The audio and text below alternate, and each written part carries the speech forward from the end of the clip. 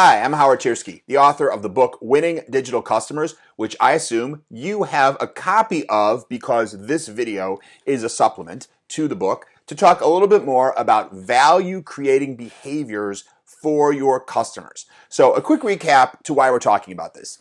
In the book, we talk at great length about how to envision a future state customer journey. What is the future state experience that you want your customer to have as they go through the process of researching and considering doing business with you, evaluating you against competitors, then selecting from amongst your different options, buying something from you for the first time, how they receive it, how they consume it or use it or experience it, and how they go through the whole life cycle as a customer. And of course, we go into that in great detail in the book. I won't go into it here. But when you get to the part of doing the future state vision of what that should be, how you want it to be in your kind of North Star vision, we want that whole vision to be sort of based on and focused on driving value generating behaviors by your customers.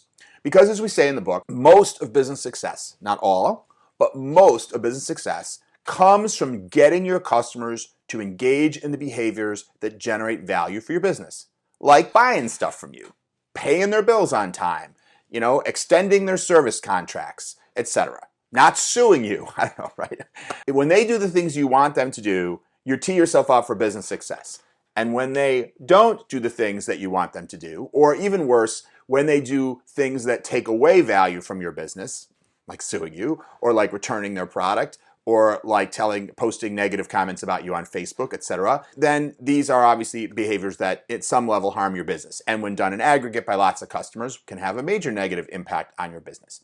So when we think about what we're really trying to accomplish when we design a future state experience, we're trying to figure out, if I give my customer a different experience, will that drive behaviors that are more desirable for my business? Hopefully it's good for the customer. Hopefully it's given them a great experience, and that's wonderful.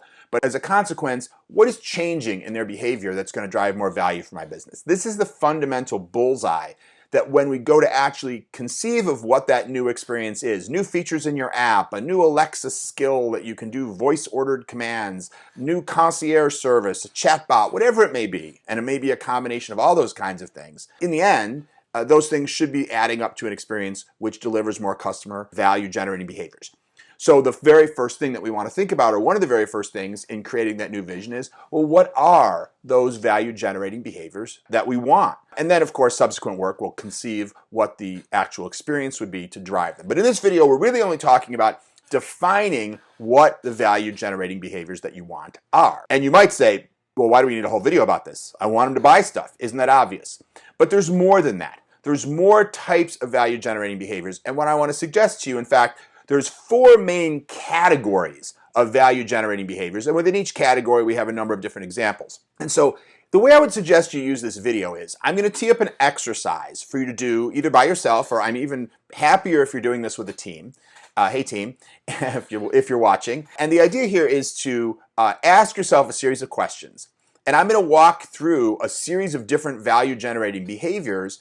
And the goal is really to kind of think about each of those categories of value-generating behaviors. And they are, for example, marketing-related behaviors is one category. Purchase-related behaviors is another category.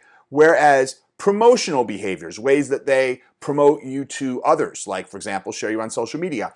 And usage behaviors. These are our 4 main categories of behaviors. And it'll make maybe a little more concrete sense when I go through each of those categories and give you examples.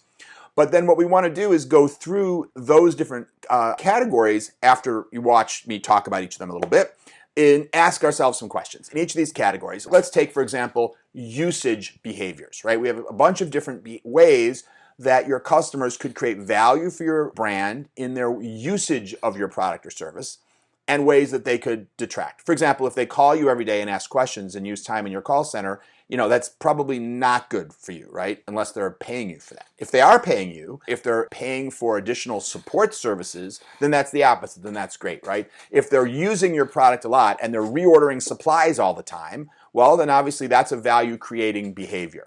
If they are making warranty claims every couple weeks because they keep breaking the product and you wind up spending more fixing the product than you got from selling the product, well, obviously that is not a value creating behavior. So we want to think in each of these categories, for example, usage behaviors, what are the different kinds of behaviors that are really good for us as a company. And some of them may be obvious, that's fine, write them down.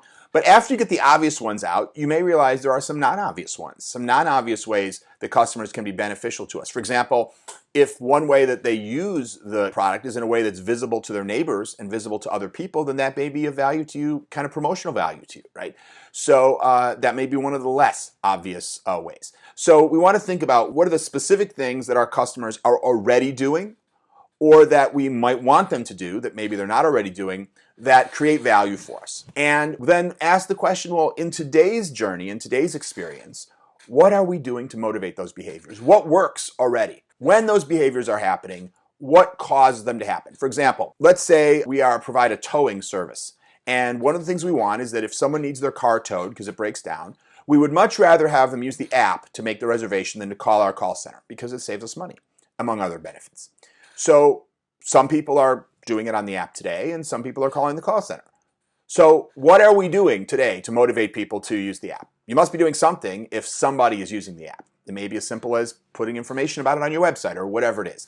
What are we doing that's succeeding in doing this? And then, to the degree customers are not engaging in these behaviors, why not? For all the people to call the call center, why are they doing that? When you would prefer that they use the app. Is it that they don't know about the app? Is it that they don't like apps? Is it that they tried the app and it crashed? Is it that they just really need that feeling of talking to a human being? Just really figuring out why is it that they don't engage in those behaviors? Because of course, when you think about shaping that future customer experience, you're going to want to be thinking about, well, what can I do to change the experience to try to influence their behavior? Then, while you're thinking about value creating behaviors, also think about value destroying behaviors and ask the same question. If every time they make a warranty claim or call you or complain on Facebook or whatever it is, what are we doing that causes that? Right? What triggers people to do that? And when people don't do it, why don't they? And again, we want to learn from what's already occurred in the current state to think about what that future may be. And of course, then what might we do in the future to discourage value destroying behaviors? And that's the assignment, right? What are the highest value behaviors in each category that would be valuable for your company? And maybe you want to rank those. What do you do today to motivate those behaviors? When people don't engage in those behaviors, what's holding them back? Why aren't they? What are the value destroying behaviors? And similarly, what causes people to engage in them? And when they don't, why don't they? And then lastly, what changes could you make to the customer experience to motivate more of the value creating behaviors and demotivate or disincent the value destroying behavior? So that's really your assignment here. And what I'm going to do now is I'm just going to talk through to just provide a little more detail and color around each of these categories of customer behavior. But of course, I'm just going to give you some examples in each category, in each of these 4 categories. But your industry is different from other industries. I mean, all industries are in some ways similar and in some ways different. So the things that you want if you're in the insurance industry may be a little different than if you're in the swimwear industry, or you're in the commercial landscaping industry, or you're in the podiatrist or whatever, right? So you need to adapt this. I can't give you that information. It would be too much. But you need to adapt this to your own industry and your own business and your own brand and your own customers. But I want to walk through these 4 areas. So the first one, as I said, is marketing-related behavior. So this is really important to think about because when you ask people about what do your customers do to create value for you, very often the first thing people think of is, well, they give me money. And so that's a purchase behavior. But even before people are ready to buy from you, there are definitely things they can do to create value for your business. And these are what we call marketing-related behaviors. So let me give you an example of 4 marketing-related behaviors. The first is opting in. Right? Meaning they agree to be put on some kind of a mailing list. In old days, that might be filling out an index card or filling out a card in a magazine and getting on your physical mailing list. Some people still do that, but these days most mailing lists are email mailing lists, right? So getting on your email mailing list is in and of itself extremely valuable. Why?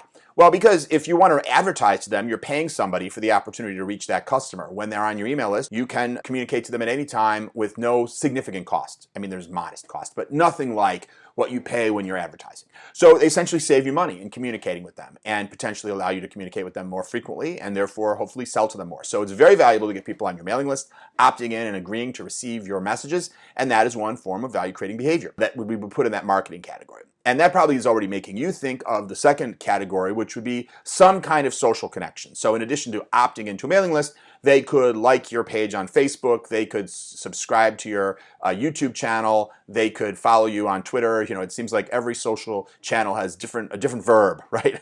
But bottom line is, connecting to you on one of these channels is another way that they create value for you, because once they're connected to you, when you post things on those social media channels, they are going to wind up in their feed. You are reaching those people organically, as they say. Meaning, if I have a post or something that I want people on Facebook to see, I can pay Facebook and they'll put it in front of whoever I want them to put it in front of, but I'm paying on a per impression basis or some other way, like per action.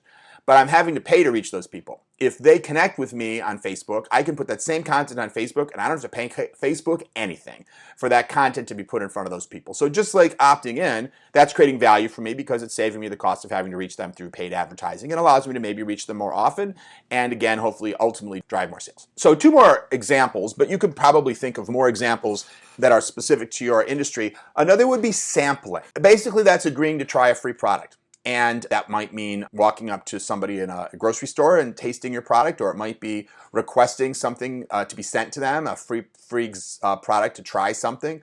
But anytime a customer is sort of willing to try something, or maybe it's downloading a piece of software on a free trial basis or signing up for a website's free kind of base level plan, which they're not paying you for, but now they're connected to you. Now they're trying your experience. And of course, through that interaction, you have the opportunity to prove to them the value of what you provide and hopefully persuade them to move up to a tier where they're paying you money. So that would be another example of value is sampling. And the last, a little bit similar, is visiting. So just having a customer come to your website or come into your physical store, and those are the 2 main examples of visiting, but I guess there could be others. Come to your facility, whatever it may be, come to your museum, or again, depending on your industry. But getting the customer to come to you, if you're an insurance agent, it's coming into the insurance agency, or it could even be calling. I guess you could argue that's a form of visiting in a way, to basically engage, to give you the opportunity to sell to them in a more effective means. In other words, if you're engaging with them directly, if they're in your store, they've come to your store, the likelihood of you being able to sell something to them is far, far greater than if they're just sitting at home on Instagram, where you have to find them, you have to advertise to them, you have to get them interested, and then you can only communicate to them through a little tiny screen versus essentially being all around. This is of great value. If customers come to you, they're not necessarily giving you money yet, but they're giving you value by putting themselves in a position where you can do more to sell to them. So those are 4 examples, and I'm sure you could think of more things your customers can do to essentially create value for you in the realm of marketing. And now, as part of this exercise, for each of these categories, I also want you to brainstorm what could they do that would be a value-destroying behavior, things that we want to disincent. Many times that's just kind of the opposite of the original things, but it could be something different as well. In the case of marketing, I would certainly say, well, if opting in is creating value, then unsubscribing is taking away value. And similarly, disconnecting from you on social media, unliking your Facebook page, or unfollowing you on Twitter, because now you can't reach them for free anymore, right? So they've essentially taken back away the value that you got in the first place. And so again, why are we thinking about this? Because as we think about our customer journey, we want to ask ourselves, well, what are we doing today that causes people to unsubscribe? I don't know. But you're always going to have probably a small percentage of people that unsubscribe, but understand, well, why are they doing that? Are we annoying them by emailing them too often? Is it the materials that we send them are not useful? Is it something we could change? Is there a future state customer experience where not only would more people want to subscribe, but fewer people would want to unsubscribe? And you have to look at what your numbers are. If you only have 0.5% of people unsubscribing, then maybe that's not a great opportunity area. But if every time you send an email, you have 6% of people unsubscribing, then you want to ask yourself, what can we do to improve that percentage of people who are unsubscribing? So that's the first category, marketing-related behaviors. And what I would suggest you do after each of these is play that part of the video, stop, and then brainstorm as a team and say, okay, answer those 5 questions, right? What are we doing today? Or what are the highest value behaviors in each category for our company?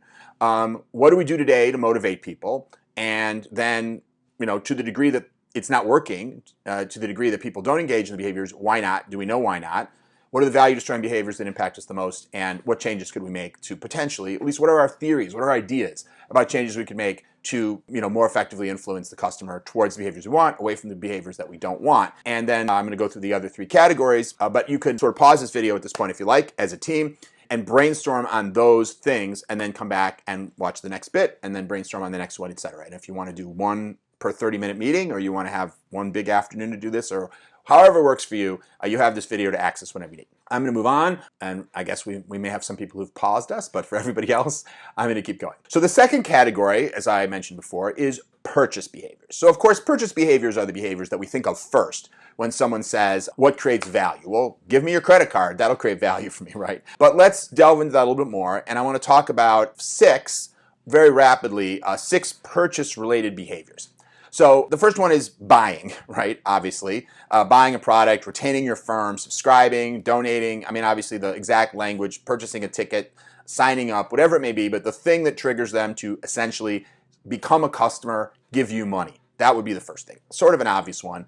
And again, it's okay that some of these are obvious. The goal is to then go through all these and think, what are we doing today that causes this? What are we doing the things that don't cause this? So even if a category is obvious, it's not the point. The point is, are you going through and brainstorming in each of these areas? What causes people to do it? What causes people to not do it? What could we change in the experience? But let's keep going, because part of what we're also trying to do is make sure that we're not overlooking some of the other value-creating behaviors that might not be the first ones we think of. So buying is the first one we think of. That's an easy one. A few others, another, probably one you would also think of quickly would be upselling. So someone's about to buy product A, but then you're able to show them, hey, there's a gold, there's a platinum version of it. There's a slightly more expensive version that's even better. You should consider upgrading and getting them to upsell to the more expensive version. That would be a second category of buying related behavior. A third category is cross-selling, right? That's the, would you like fries with that? It's when they're buying one thing and you convince them to buy a second thing. Batteries to go in the flashlight that they just bought, but it can be something big too. In the property casualty insurance industry, there's always a focus of saying someone comes in to get an auto policy. How do I sell them a policy on their home at the same time? And that could cost even more than the auto policy. So the cross selling can be something that is equally or even more valuable than the thing that they came in to buy, or it could be something which is just a much smaller additional thing, like when they sell the fries. Although actually, when you go to McDonald's and you buy a hamburger, they make almost nothing off the hamburger because of the cost of beef and everything, and they try to keep the price of the hamburger low. So even though the hamburger might cost $2 and the French fries might only cost $1, and I'm just giving you rough numbers, the cost to them to make you that hamburger might be almost $2. The cost to them to make those French fries may be only 10 cents. So while they may have only increased their revenue by 50%, they may have quadrupled their profit. And very often the things that we cross-sell are the higher profit items. Certainly in the car rental industry, you have a similar phenomenon where it's hard to make money on the actual car rentals, particularly because they're often very discounted, but they make more money on renting you the GPS and getting you Sirius XM radio or insurance or car seats or the other things that you add on. Very often that's where a lot of the profit is. So cross-selling can be very, very important because that can actually make a huge impact on your profit. And again, why are we going through all these? To go and ask ourselves, what are we doing to motivate this? What are we doing to disincent it? Why are people doing it or not doing it? What could we change to actually make it more effective? The next is preferred channel or tender. So channel, let's take those one at a time. Preferred channel means, how do you really want people to buy from you? For example, do you want them to call on the phone and order? Do you want them to go to their friendly neighborhood Best Buy and buy it from a retailer? Do you want them to go on the website and order? Most likely you have multiple ways, depending on your business, that someone can buy from you. And you may have different costs associated with those different methods of buying. For example, if I want to go get a cruise, if I go to my travel agent and book a cruise on Carnival Cruise Lines, let's say, well, Carnival Cruise Lines is going to pay a commission to that travel agent, so they get less of the money than if I call Carnival and talk directly to them and book the cruise. So of course Carnival would rather I call them than talk to my travel agent. But if I go on the Carnival website and book the cruise, well, now not only does Carnival get all the money, but they don't have to spend the money paying someone to sit there on the phone with me for an hour and talk to me about why I should go on a cruise. So they make even more money. So getting me to buy from them using their preferred channel is going to be more and more profitable for them. So that's the first thing. How do I get my customer to be more likely to buy from me in the way which I make the most money, or I have to give up the least money to other parties, or have other kinds of expenses associated with the cost of that sale? The other thing that we have kind of combined here in this one is we said preferred channel or tender. So tender, what the heck is tender? Tender just means how you pay. Do you pay in cash? Do you pay with a credit card? Do you pay with a debit card? Do you pay with PayPal? Do you pay with Bitcoin? Do you finance something, pay over time, etc.? So most of the time there are different ways you can pay. And for example, gas stations much prefer you to pay in cash or with a debit card than in credit card because they have to pay a 2.5 to 3% fee. And you probably do as well for everybody who uses a credit card. So if you can avoid the credit card, you make a little bit more money. 3% is not nothing. If your profit margin is 10% and now all of a sudden your profit margin is 13% because you don't have to pay 3% to the credit card company, it's great to avoid that cost if you can. But in other cases, you don't want people to pay in cash because you have costs. Many airlines have stopped even will be willing to accept cash for things purchased on airlines, like food purchased on airlines. So that may not be your preferred tender if you're in the air, but it may be your preferred tender if you're running a convenience store. Another matter would be financing. If you go buy a car, do they want you to show up with a suitcase full of cash and pay for your car? Heck no, they don't want that. They want you to finance the car because they can make just as much money, the dealership can make just as much money on the financing as they can on if they just had you pay for the car by wiring them money or something like that. In fact, I bought a car a couple years ago, and to get the deal that they were offering me, they said I had to finance it. And so I didn't want to finance it. So I said, all right, fine, I'll finance it. So I took, but it was no penalty for prepayment. So I financed it for 5 years at 14% interest or something like that. I got my big discount. And then the next day I just wired them the money and paid off the financing. And I paid interest for 1 day and it was well worth it. Now, that might have been a little sneaky of me, but the bottom line is they were willing to give me a much better deal to motivate me to use the payment method that was most valuable to them. Two more about purchasing. And this is really one that's more of a value destroying behavior, but it's stated here as not returning or canceling, right? So customers create value for you by not returning the product. Obviously, we don't want it once we've made a sale. We certainly don't want to reverse that sale and have to give the money back. And frankly, even if someone's going to return a product, there's sometimes an issue of, well, let me put it another way. A lot of products that you buy on something like Amazon now have a big sticker in the box that says, like, if you have a problem with this product, do not go back to the retailer. Call us. Call our 1-800 number. Go on our website, right? Because they don't want to have you return the product to the retailer because that makes them look bad to the retailer. Very often, then they have to deal with getting that damaged product back and they have to refund the money. And if the retailer has too many people return the product, they don't want to carry it anymore.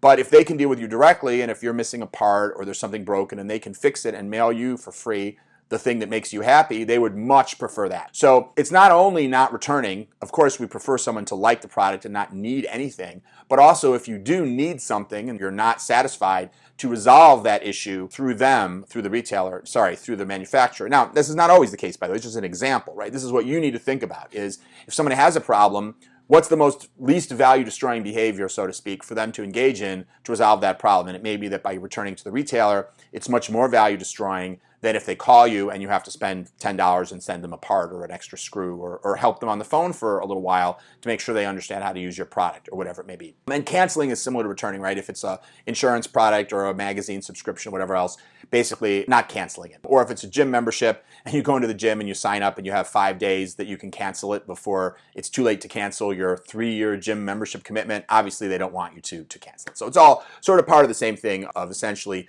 sticking with the sale. And the last one here would be repurchasing and renewing. So, you have an initial sale, which hopefully you've upsold someone and you've cross-sold somebody and you've gotten them to buy from you on your preferred channel using your preferred tender, the one that costs you the least, like a debit card is a lot cheaper than a credit card. And then they don't return or cancel. And furthermore, you've teed them up to become a customer for life.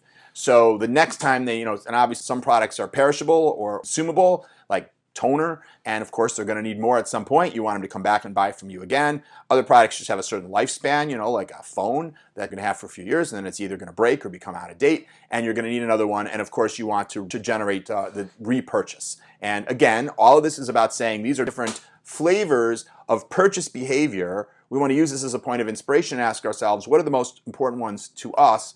And what are we doing now to motivate them? And how can we essentially think about, first of all, clarifying what are our most important customer behaviors that our entire customer journey should be architected to drive? And then, we can move on and even ask the question, what are things that would, influence those behaviors?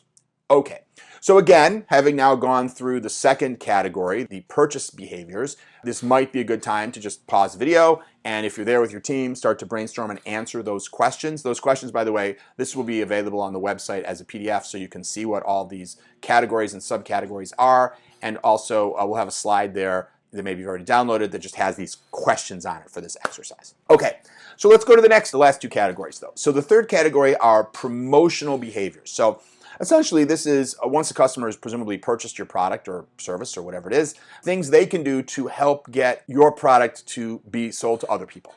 So I have three. The first is just referring friends, right? Whether that's done on social media by posting a review. Well, actually, we have three categories: referring friends, lobbying retailers, and creating content, right? Within promotional behaviors. And maybe they're a little overlappy, but referring friends is basically just saying to somebody, hey, you're looking for a lawnmower? Man, my Toro lawnmower is awesome. Let me tell you why. You want to come over to my house, try it out. Basically just getting somebody to want to tell other people about your product.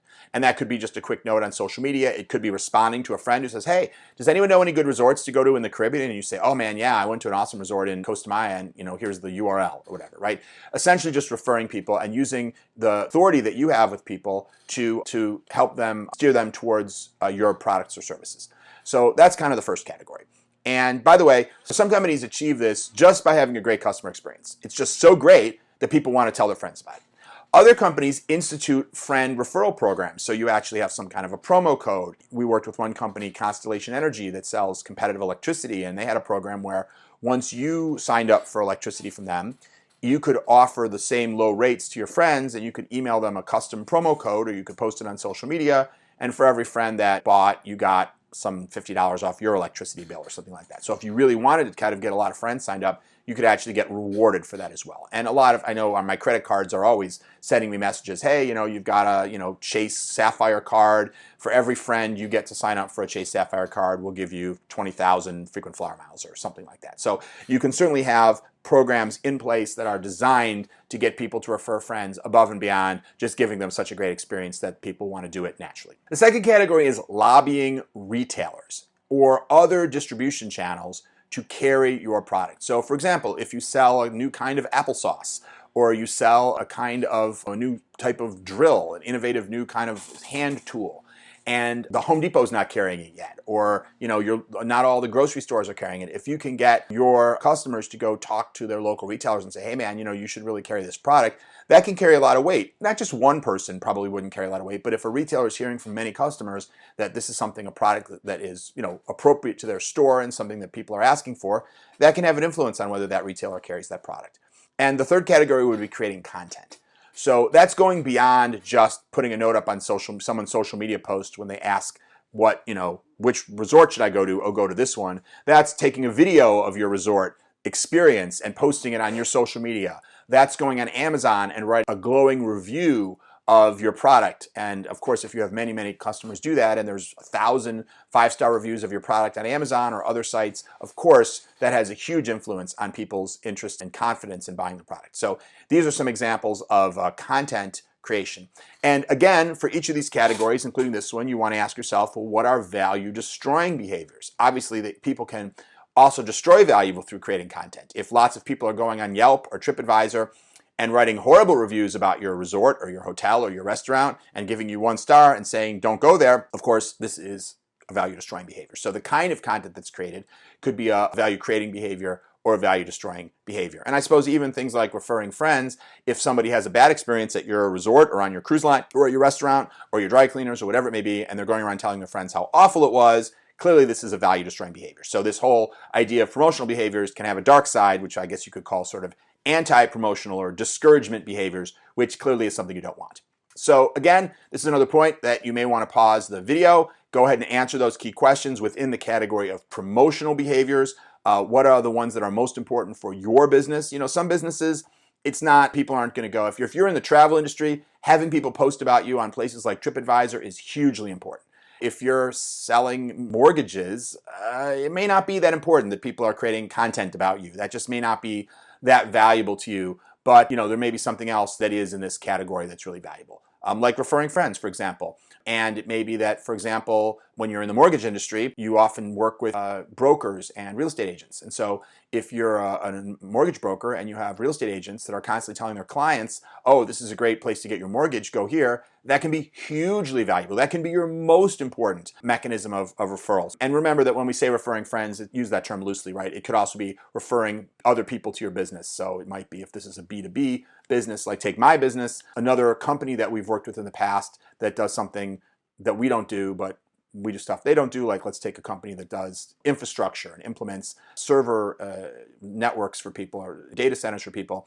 And one of their clients says, hey, I'm looking for a company to do digital strategy. And they say, oh, talk to Howard's company. That's usually beneficial, even if they're not like a friend exactly. But the point is, people are referring you one-on-one that way. Okay, so you can pause it now if you like and do your brainstorming on that topic. Otherwise, I shall move on to the last category, which is usage behaviors. So we've talked about purchase behavior. We've talked about marketing behaviors, many of which happen before you purchase. We've talked about purchasing behaviors. We've talked about promotional behaviors, which is sort of after you've purchased, how do you help other people get excited about your product.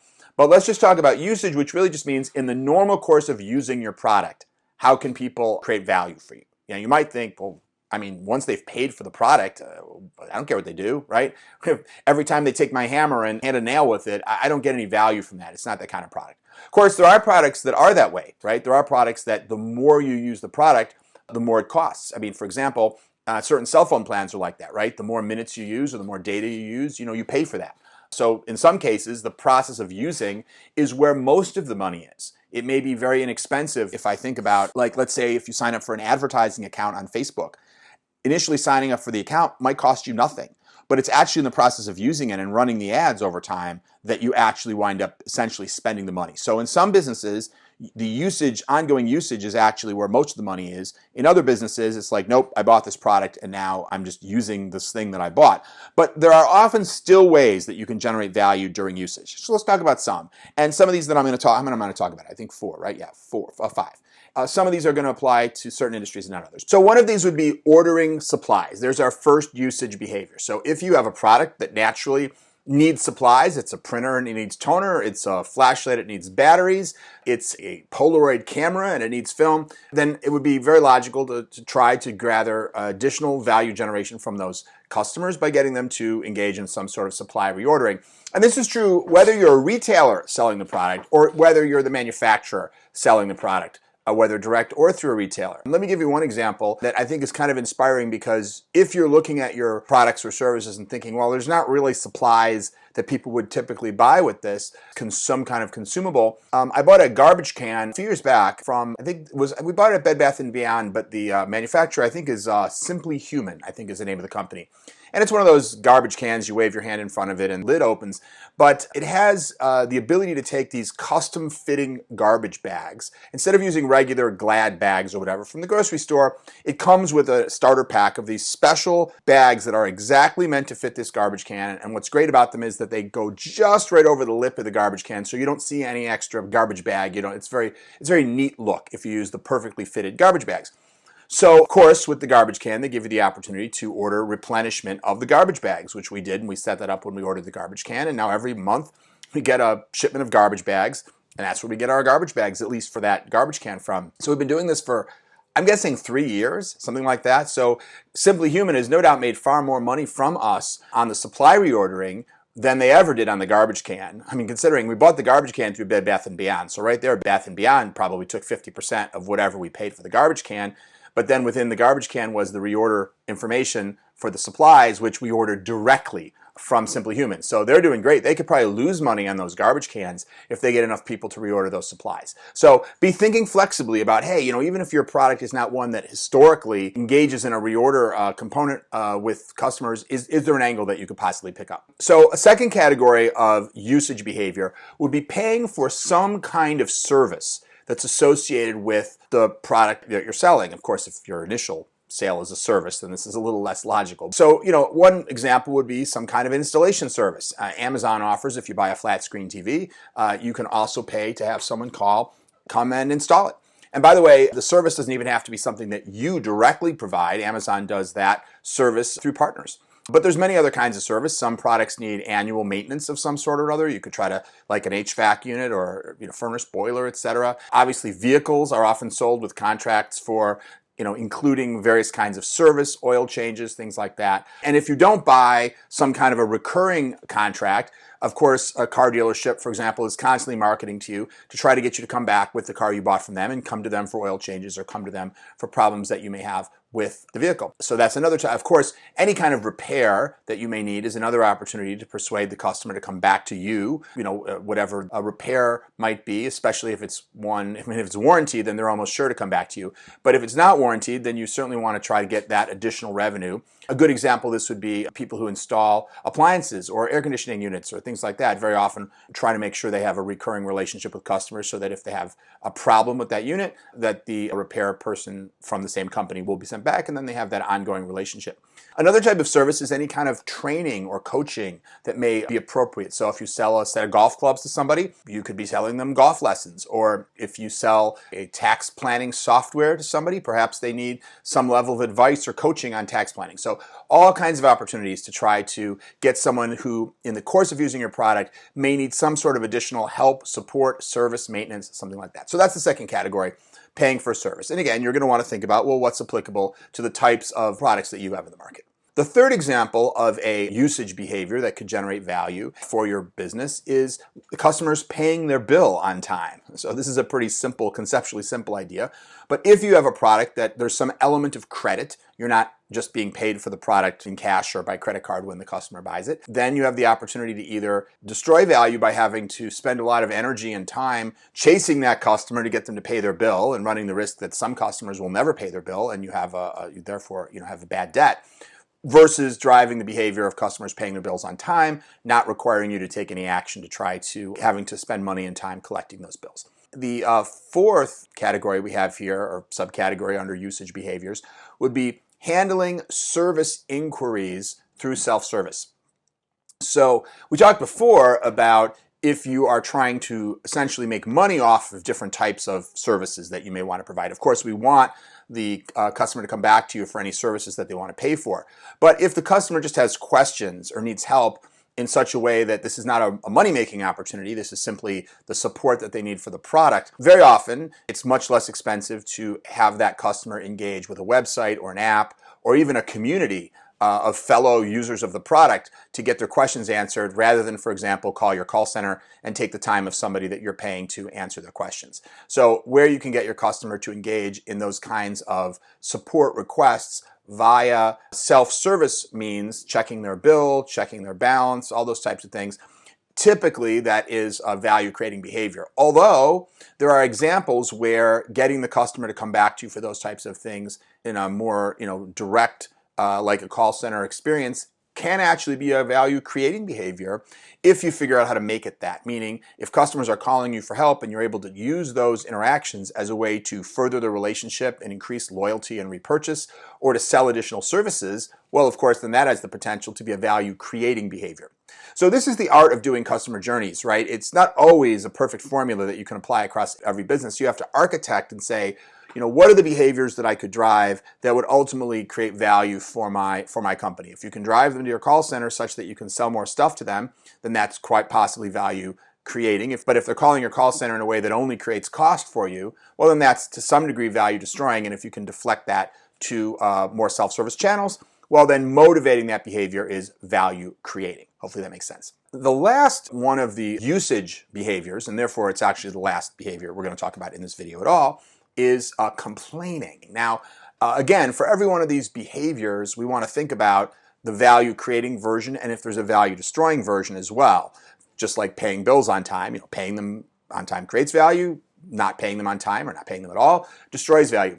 And of course, complaining can be a value-destroying behavior, but the counterintuitive idea that I think is even more important for me to emphasize here is how value-creating it can be when your customers complain. So let me explain.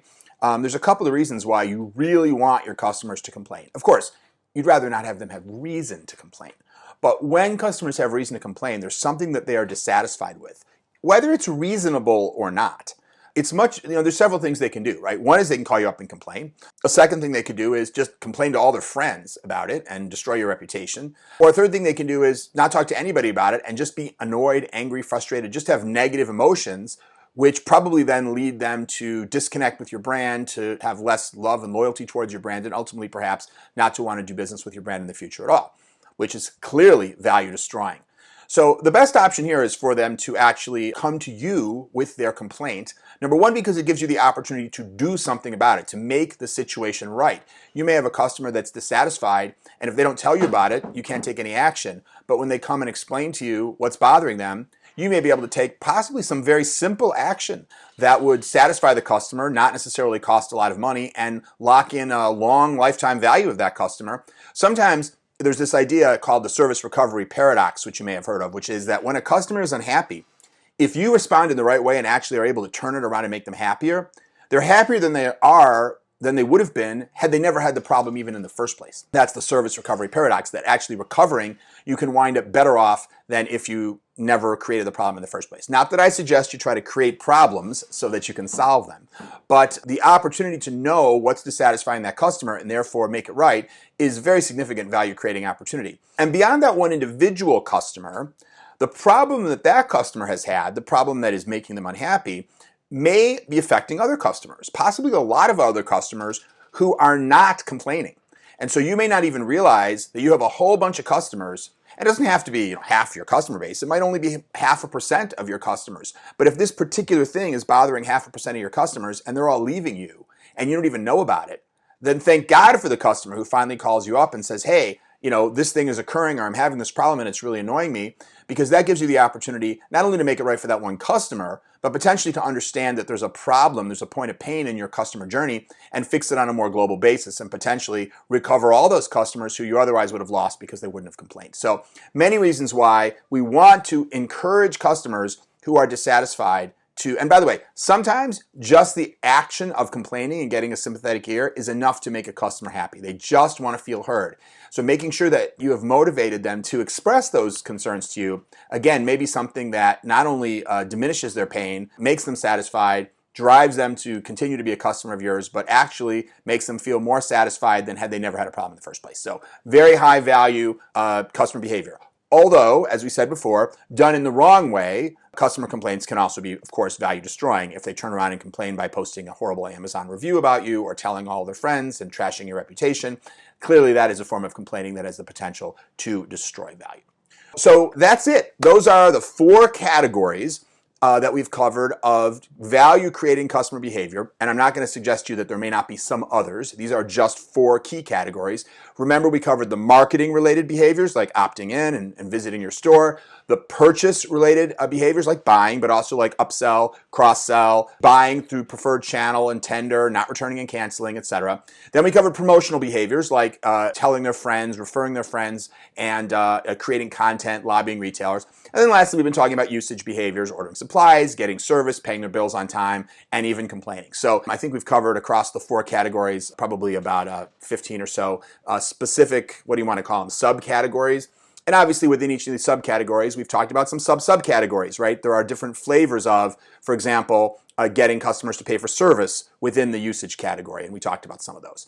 So your assignment now is to think about your own business, and you can download an infographic off the website, PDF, of these 4 categories and their sub-items as we've talked about them.